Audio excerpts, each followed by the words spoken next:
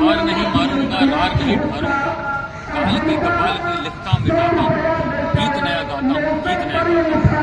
4 दिन बाद भारतीय राजनीति के भीष्म पितामह या अजातशत्रु कह लीजिए पंडित अटल बिहारी वाजपेयी का जन्म दिवस और सूबे की योगी सरकार उसको बृहद रूप से मनाने के लिए पूरी तैयारी कर रही है। यही नहीं, केंद्र की मोदी सरकार भी उनके जन्म दिवस को बहुत ही भव्य तरीके से पूरे देश प्रदेश में मनाने का आयोजन कर रही है। लेकिन शायद उनकी आत्मा आज कह रही होगी कि जिस लखनऊ की धरती ने, जहां के लोगों ने उन्हें इतनी ताकत दी, इतना मताधिकार दिया, इन्होंने 4 से 5 बार जाकर सदन में उसकी अगुवाई की, उसकी राजनीतिक रहनुमाई की, लेकिन आज उसी धरती पर तकरीबन 20-22 दिनों से ऐसे मिशन कर्मी मिशन मोड के तहत लगातार धरना दे रहे हैं और उनकी आवाज अभी तक यहाँ के शासन प्रशासन के कानों में जू तक भी रेंगा है।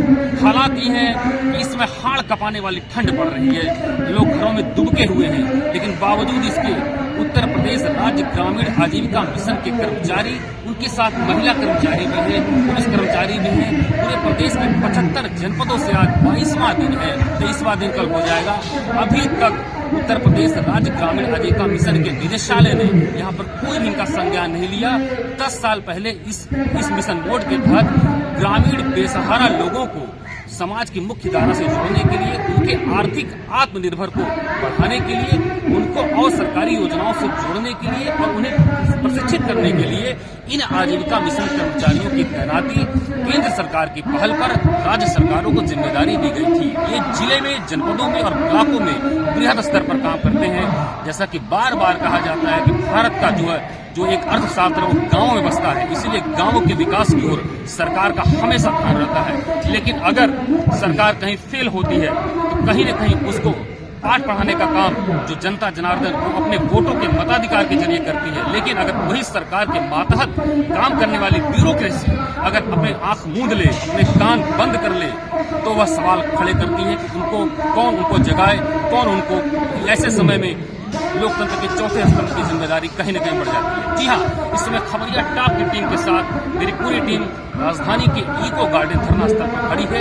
ये आप देख सकते हैं कि उत्तर प्रदेश राज्य ग्रामीण आजीविका मिशन के तमाम कर्मचारी हैं, साथ में महिला कर्मचारी भी इस ठंड बड़े जो हाड़ कपाने वाली ठंड में खड़े हुए हैं। लगातार धरना दे रहे हैं अपनी मांगों को लेकर। 10 साल से इनके वेतन की जो है वृद्धि नहीं की गई, इनकी HR पॉलिसी लागू नहीं हुई और तमाम जो है पत्र दे चुके हैं, मुख्यमंत्री को लगातार पत्र भेज चुके हैं। आज यह केंद्रीय ग्रामीण विकास मंत्री से मिलने वाले हैं, इनका प्रतिनिधिमंडल जो है दिल्ली में मिलने वाला है। साथ ही यहाँ के मिशन निदेशक यहाँ पर बैठती है IAS मीना कुमारी जी, दीपा कुमारी जी उनके पास भी कई बार ये लोग मिल गए हैं, लेकिन अभी तक केवल महज पूरा आश्वासन उन्हें दिया जा रहा है। अभी तक इस पर कोई कार्रवाई नहीं हुई। हालात ये है कि इनमें से कई लोगों की मृत्यु हो चुकी है, विभिन्न तरीके के असाध्य रोगों से ये लोग पीड़ित हैं, बहुत परेशान है।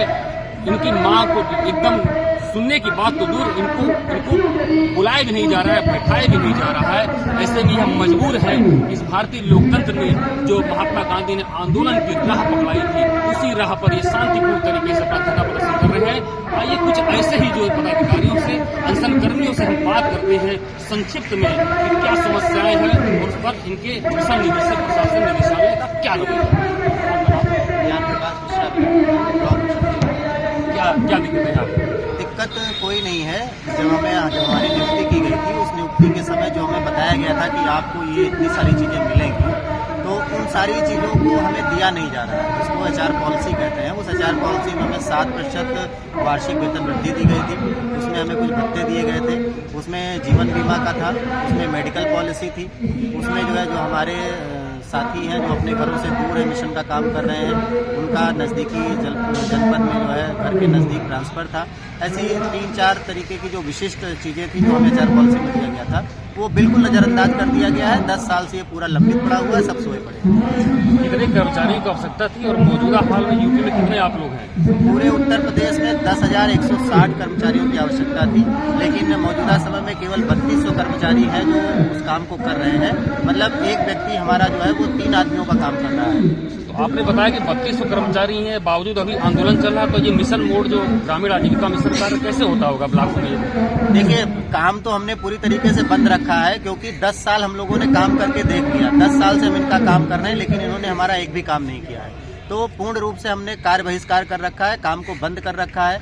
हमने यही उम्मीद लगाई थी कि अगर हम मिशन का काम कर देंगे तो ये हमारा काम भी जल्दी से जल्दी कर देंगे, लेकिन आज 23 दिन हो गया हमको यहाँ बैठे हुए, आज तक अभी उस पर कोई कार्रवाई नहीं हुई। हमें कुछ ऐसा रे ऑफ होप नहीं दिख रहा है, रे ऑफ होप नहीं दिख रहा है, कोई आशा किरण नहीं दिख रही है कि कुछ बहुत जल्दी हमारा निराकरण होगा। सुनने में आया कि आप लोगों के जो इसमें मातहत जो महिला कर्मचारी हैं उनको अन्य कुछ विभागों में जैसे रोडवेज में या कहीं जोड़ने का काम किया जा रहा है, एडजस्टमेंट का काम किया जा रहा है। जी, हमारी कुछ जो महिला कैडर्स हैं, जो हमारी तेज तर्रार महिलाएं हैं, उनको रोडवेज में जो है काम देने के लिए, उनको प्राथमिकता देने के लिए मुख्यमंत्री जी ने पत्र जारी किया है और इसी क्रम में जो है विद्युत विभाग में भी उनको करने के लिए पत्र जारी किया है। आखिर में ऐसा क्यों किया जा रहा है कि जब ये काम मिशन मोड के तहत ग्रामीण आजीविका का मिशन कार्य हो रहा था तो उसको इस तरीके से क्यों बांटा जा रहा, विभाजित किया जा रहा, तोड़ा जा रहा, क्या इसकी वजह लग रही है? वो बांटा नहीं जा रहा, वो महिलाओं को रोजगार, एक अस्थायी रोजगार देने का प्रयास है सरकार की तरफ से। हम सरकार के इस कार्य की जो है सराहना करते हैं, अस्थायी रोजगार दिया जाना चाहिए, लेकिन दूसरी तरफ जो है आप कई तरीके के रोजगार देने के बावजूद भी उस रोजगार में जो समय समय पर पुनरावृत्ति होनी चाहिए, उसका पुनरीक्षण होना चाहिए, उसका निरीक्षण होना चाहिए, उस निरीक्षण से हमारे अधिकारी जो है वो मुंह फेर लेते हैं। आइए हम आपको दिखाते हैं कि इनकी क्या प्रमुख मांगे हैं। देखिए ये बैनर पोस्टर लगाकर अपना इस तरीके से इनकी पॉलिसी है, वेतन वृद्धि को लेकर, हेल्थ इंश्योरेंस को लेकर, जीवन बीमा ईपीएफ का लाभ अभी तक नहीं मिला, इंश्योरेंस न होने की वजह से मृतक कर्मियों के परिवारों को प्रतिपूर्ति की मांग की जा रही है। 10 वर्षों से ये लंबित है, ऐसा कोई भी प्रयास, केवल आश्वासन भी ढंग से नहीं दिया जा रहा है। ऐसे में किस तरीके से लोग, आइए देखिए एक महिला कर्मचारी भी ये लोग भी जो है अपने घर परिवार को छोड़कर, क्या नाम है आपका, कहाँ से आप आए? मैं सरोजिनी नगर लखनऊ से। क्या दिक्कत आ रही है? सर, हम लोग अपने इंक्रीमेंट को लेकर धरना प्रदर्शन कर रहे हैं, जैसे कि हमारी HR पॉलिसी में जो चीज़ें हैं वो लागू होनी चाहिए, इसी को लेकर हम लोग धरना कर रहे हैं। अभी तक हम लोगों को कोई भी लाभ नहीं मिला, जितनी सैलरी पे हम लोगों ने ज्वाइन किया था आज भी उतनी ही मिली। सरकार जो है महिला शक्ति की बात करती है और इसको लेकर तमाम योजनाएं हैं, और आपकी खूबसूरती है कि इस समय जो महिला, जो आपकी मिशन निदेशक है वही एक महिला अधिकारी IAS है, तो क्या आपको यह पीड़ा नहीं होती कि एक महिला IAS अधिकारी अपनी महिला कर्मचारियों की बात नहीं सुन पा रही है या नजरअंदाज कर रही है? जी बिल्कुल होती है, जैसे कि हम लोग महिलाओं की आजीविका बढ़ाने का काम करते हैं, वैसे सरकार को भी हमारी आजीविका का ध्यान रखना चाहिए। समय के अनुसार जैसे महंगाई बढ़ रही है, वैसे हमारी भी वेतन वृद्धि करनी चाहिए। और हम लोग धरना प्रदर्शन कर रहे हैं और जब तक नहीं सुनी जाएगी, जैसा इन्होंने कहा कि जब तक इनकी मांगे पूरी नहीं होंगी तब तक ये लोग आंदोलन की राह को छोड़ने को तैयार नहीं है। हास्यास्पद स्थिति यह है कि इस योजना का नाम बदल दिया गया है, दीनदयाल उपाध्याय अंत्योदय योजना। जी हाँ, दीनदयाल उपाध्याय वही है जो भाजपा के कर्णधार, सूत्रधार माने जाते हैं, और उनका आजीवन एक यही संदेश रहा कि कोई भी योजना हो, गरीब तबके का ऊपर से लेकर नीचे तक की इस योजना को लाभ मिले। आलम यह है कि ये लोग लगातार धरना दे रहे हैं, और मिशन निदेशक को भी जब खबरिया टॉप की टीम ने उनके फोन पर कई बार कॉल किया, उस पर भी उनको रिस्पांस नहीं मिला, तो आप समझ सकते हैं कि जब जनप्रतिनिधियों का जब इस तरीके से हाल है और जब मिशन कर्मियों का इस तरीके से हाल है, तो आगे किस तरीके से सरकार चाल चलेगी।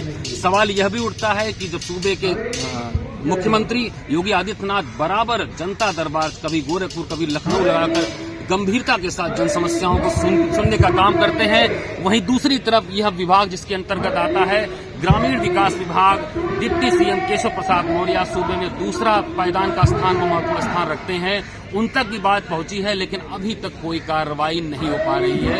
यह बहुत ही शर्मनाक स्थिति इनकी बन रही है। इस ठंड में कई लोग जो है मौत की भेंट चढ़ चुके हैं, बावजूद इसके इनकी कोई सुनवाई यहाँ पर राजधानी के स्तर पर नहीं हो पा रही है। ये लोग लगातार इसी तरह से धरना देने को तत्पर हैं, तैयार हैं, और यही कह रहे हैं बार बार कि केवल हमारी मांगों को सुन लिया जाए और उसमें क्रमवार उन बातों को शामिल किया जाए कि जैसे इनका जीविकोपार्जन चल सके, तब जाकर कहीं पर ये ग्रामीण स्तर पर जो मिशन मोड के तहत इनका जो काम है, जो मिशन योजना है, उसको वो उसमें अपने सहभागी बन सकते हैं। खबरिया टॉप की टीम के साथ राजधानी इको गार्ड से कुमार रवि, कैमरामैन शशिकांत के साथ।